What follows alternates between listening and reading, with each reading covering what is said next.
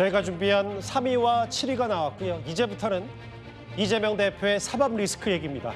이재명 대표는 1승 1패라는 15일과 25일 1심 결과를 받아들였습니다.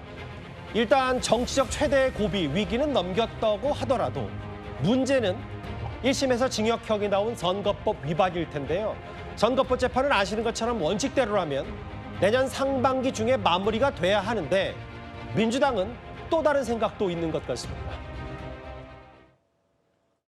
거기에 대해서는 그런 의견을 말씀하는 분들이 있는데 아직 당 차원에서 논의가 됐거나 대표님이 요구를 했거나 뭐 법률위원회에서 세부적인 검토를 하거나 그러지는 않는 상태입니다. 박 의원님. 뭐 그런 주장을 하는 분들이 있으니까 살펴는 봐야 할 것 같은데 네. 아직 뭐 다른 분들이 하는 말씀에 대해서 지금 깊은 연구도 없이 가타부타 얘기할 단계는 아닌 것 같습니다. 아하. 결과론적은 이재명 대표를 염두에 두고 법을 개정하려고 하는 거 아니겠습니까? 네. 그러다 보면 이 자체가 민주주의의 파괴라고 좀 보여지고요. 저는 뭐 민주당이 시간이 없기 때문에 시간 끌기 전략을 계속 피고 있는 것 같은데 뭐 청명해 주거나 한식해 주거나 뭐 본질은 달라지지 않을 거라고 생각하고 있고요. 네. 김용태 의원은 뭐 청명해 주거나 한식해 주거나 어차피 시간 문제다. 이재명 대표 사법 리스크 이렇게 얘기하고 있는데요. 국민의힘은 위증교사가 1심에서 무죄가 나왔지만 항소심에서 뒤집힐 가능성이 있다. 앞으로도 이재명 대표 사법 리스크를 부각시키겠다. 이런 총력전이 있는 반면에 민주당은 선거법 항소심 방어에 총력전을 펴고 있습니다. 먼저 호준석 대변인. 네네. 전반적으로 민주당 기류 가운데 위헌 법률 심판을 제청해서 그러니까 선거법 재판 위헌 소송을 좀 해봐서 뭔가 이 부분에 대한 빠른 속도전을 막겠다 이런 전략도 민주당에 내심 있는 것 같거든요. 그러니까 사람이 참 안 변하거든요.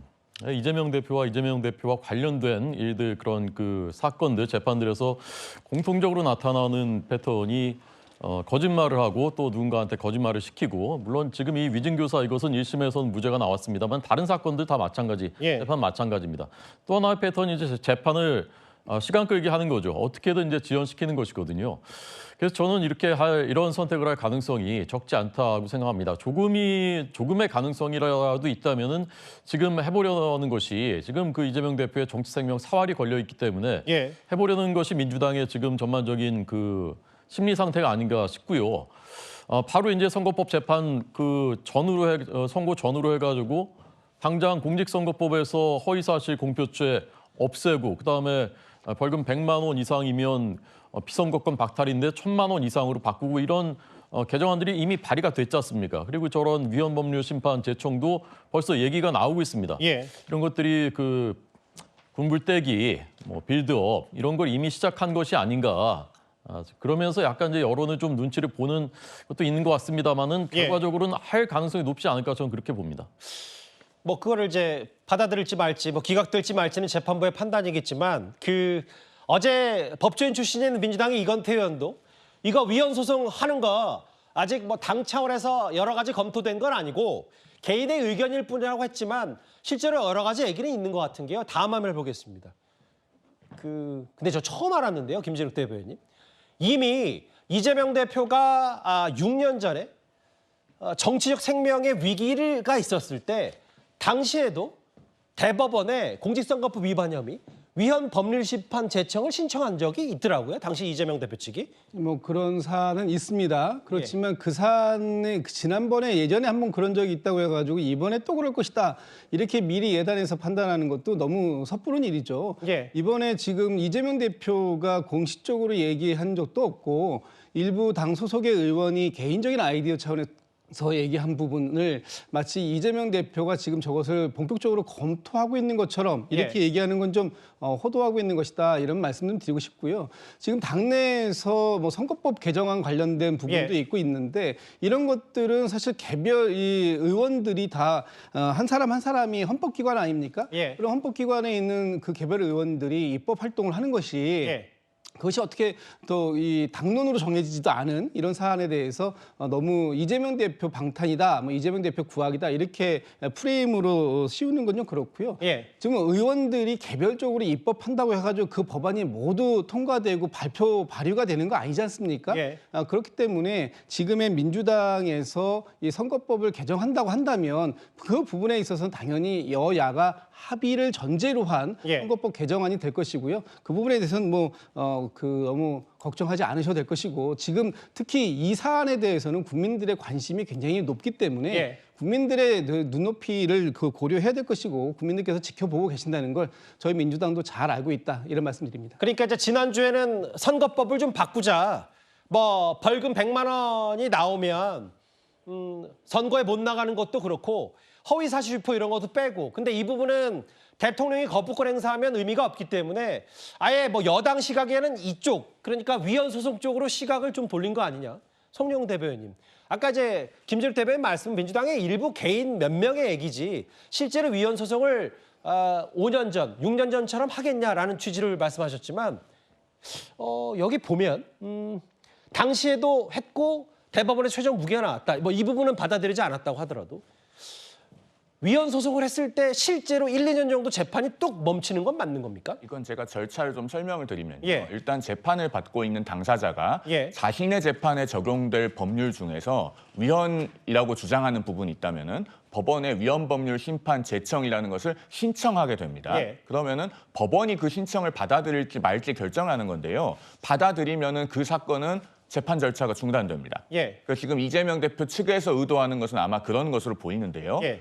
기각이 될 경우에는 당사자가 30일 이내에 헌법재판소에 그 사건을 별도로 아하. 헌법소원 심판 청구를 할 수 있지만 예. 그 경우에는 재판 절차가 중단되진 않아요. 아하. 그러니까 항소심 재판부가 내가 봤을 때도 이 법률 규정이 위헌의 의심이 있다라고 예. 생각해서 재청 신청을 받아주는지가 중요한데 예. 지금 앞서 화면에서도 봤습니다마는 대법원에서 이미 위헌법률 심판 제청을 기각했던 적이 있거든요. 예. 그리고 사유가 똑같습니다. 당시에도 이재명 대표는 공직선거법 250조 제1항의 당선 목적 허위사실 공표죄에서 행위와 공표 부분이 명확성의 원칙에 반한다고 주장했어요. 그런데 그 주장을 받아들이지 않고 대법원에서 그 명확성의 원칙을 위배되지 않는다 이렇게 판시를 했고 예. 대법원에서 위헌 소지가 없다고 판단한 예가 이미 2차례나 있습니다. 예. 그래서 아마 항소심 법원이 받아들일 가능성이 거의 없다. 저는 그렇게 봅니다. 그러니까 항소심 재판부가 이걸 받아들이지 않으면 일단은 그 내년 상반기 정도에 마무리되는 633은 원칙대로 지켜진다 이 말씀을 하시는 거네요? 그래야 되는데요. 예. 물론 이재명 대표 측에서 굉장히 다양한 지연 전략을 강구할 것이다. 그렇게 예상하고 있습니다.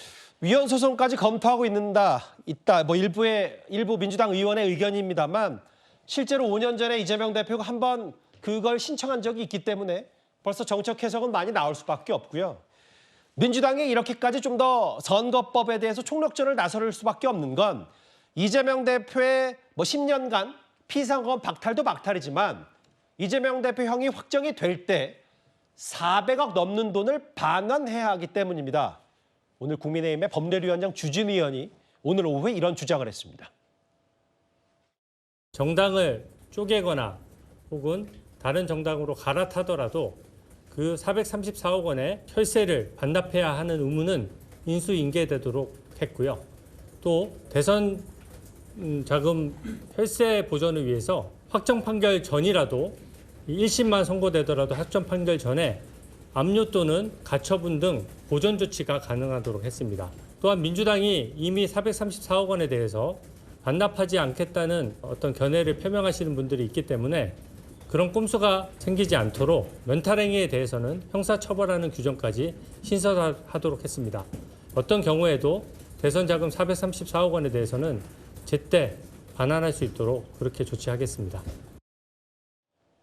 주진 의원이 사실 그 1심 유죄 이후에도 뭐 가처분 신청하고 이 당사 팔고 말고 뭐 이런 부분에 대해서 계속 언급을 했었는데 오늘 아예 국회에서 무슨 얘기를 했냐면 합당, 분당 등으로 정당 이름이 바뀌는 경우에도 이거를 434억 원을 이른바 토해내는 것도 다 민주당이 오롯이 할 일이다. 아예 이런 법안을 내겠다고 했는데 장 변호사 생각은 어떠십니까?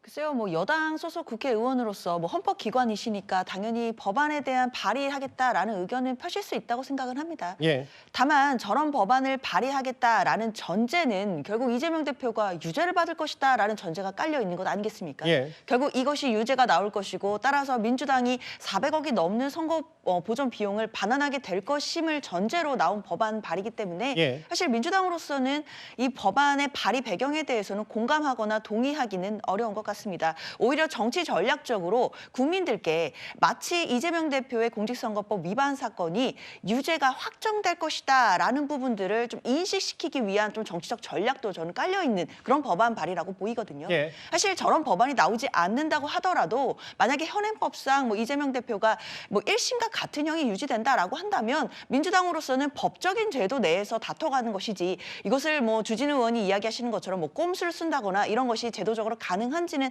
이해가 잘 되지도 않습니다. 예. 뿐만 아니라 민주당 입장에서는 이 공직선거법 위반에 대해서 항소심에서 다툴 예정이고 다투어졌을 때 사실 무죄로 뒤바뀔 가능성도 당연히 열려 있는 상황이기 때문에요. 지금에 와서 이재명 대표가 유죄일 것을 전제로 하는 이런 어떤 법안 발의에 대해서는 사실 국민들 입장에서도 집권 여당으로서 지금 해야 될 논쟁들이 굉장히 많은데도 이재명 대표의 선고에만 너무 매몰되고 그리고 이재명 대표의 어떤 유죄 판결의 반사 이익만 너무 기대하는 모습 아닌가 실망하실 지점도 있다고 생각합니다. 이제 다만 최근에 김민석 최고위원인가요? 이거 실제로 대법원까지 유죄가 쫙 나와서 그 434억을 나라에 반환해야 된다고 하더라도 그게 왜 당이 될 뇌였느냐? 이거 분명히 헌법재판소에 또 얘기해 보면 위헌일 수 있고 뭐 기각 뭐 여러 가지 얘기들을 좀 먼저 했기 때문에 또 정치권에 논란이 있었고 호준석 대변인. 네. 근데 이제 사실 그 돈 얘기가 나왔을 때부터 이재명 대표 강성 지지자들은 이거 좀 모금 운동해야 된다.